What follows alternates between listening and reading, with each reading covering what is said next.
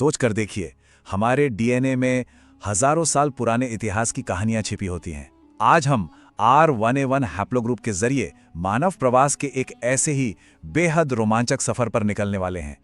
एक सवाल है जो अक्सर चर्चा में रहता है और कई बार विवादों में भी। सवाल ये कि क्या दक्षिण एशिया में ब्राह्मणों का डीएनए यूरेशिया से जुड़ा है, और अगर ऐसा है भी तो इसका असली मतलब क्या है। तो चलिए इस गुत्थी को सुलझाने के लिए सीधे साइंस की दुनिया में गोता लगाते हैं। देखते हैं कि डीएनए, हैप्लोग्रुप्स और इंसानी सफर की ये कहानी हमें असल में कहां ले जाती है। लेकिन देखिए, इस बड़े सवाल का जवाब खोजने से पहले यह समझना जरूरी है कि वो कौन से साइंटिफिक टूल्स हैं जो इस कहानी के राज खोलेंगे। तो चलिए पहले इतिहास के इस कोड को डिकोड करते हैं। तो सबसे पहले एक बहुत जरूरी कॉन्सेप्ट को समझते हैं, हैप्लोग्रुप। यह आखिर है क्या? देखिए, ये उन लोगों का एक जेनेटिक ग्रुप है जिनके पूर्वज एक ही वंश से आते हैं, चाहे वो पिता की तरफ से हो या माता की तरफ से। इसको ऐसे समझिए जैसे हम इंसानों का एक बहुत बड़ा फैमिली ट्री है और हैप्लोग्रुप उस पेड़ की एक बड़ी मोटी शाखा की तरह है। एक ऐसी शाखा जो हमारे पूर्वजों के हजारों साल पुराने सफर का नक्शा दिखाती है। और इसी विशाल फैमिली ट्री की एक खास शाखा है जो आज हमारी पूरी पड़ताल का सेंटर पॉइंट है, और वो है हैप्लोग्रुप R1A1।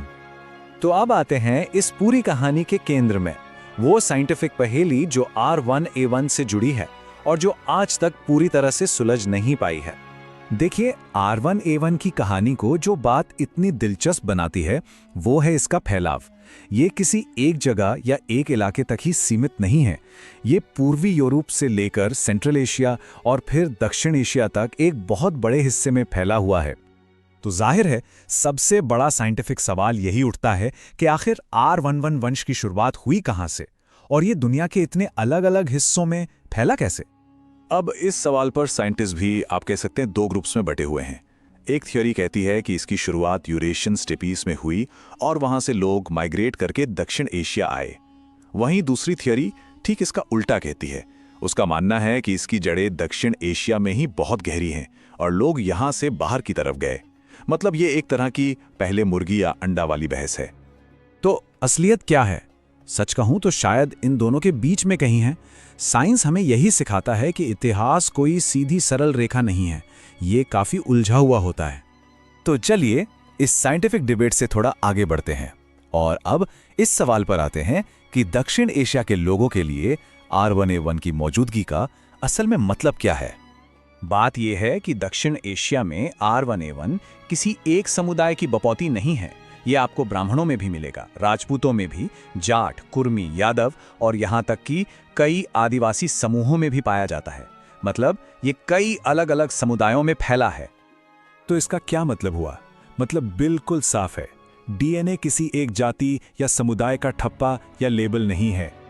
और ये इस शानदार सच्चाई को सामने लाता है कि दक्षिण एशिया हमेशा से ही आबादियों का एक मेल्टिंग पॉट रहा है। एक ऐसी जगह जहां हजारों सालों से लोग आते रहे हैं, जाते रहे हैं और एक दूसरे में घुलते मिलते रहे हैं। तो फिर शुद्ध या विदेशी जैसी बातें जेनेटिक तौर पर तो बिल्कुल बेमानी हो जाती हैं। असलियत यह है कि हम सब उसी एक महान मिश्रण का हिस्सा हैं, एक ही इंसानी कहानी के किरदार हैं। चलिए अब हम अपनी बातचीत के आखिरी और सबसे जरूरी हिस्से पे आते हैं, जो इस पूरी पड़ताल का निचोड़ है। सवाल यह है कि डीएनए हमें असल में बताता क्या है।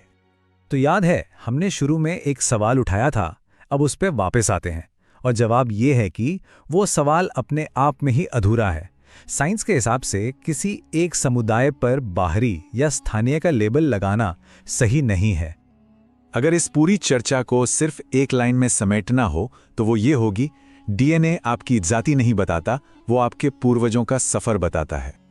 हमारा डीएनए दरअसल एक रिमाइंडर है, इस बात की याद दिलाता है कि हम सब एक दूसरे से जुड़ी हुई एक ही इंसानी कहानी का हिस्सा हैं।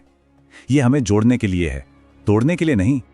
तो आखिर में बस एक सवाल सोचने के लिए कि अगर हमारा डीएनए हम सबको एक दूसरे से जोड़ता है तो फिर वो क्या है जो हमें आपस में बांटता है।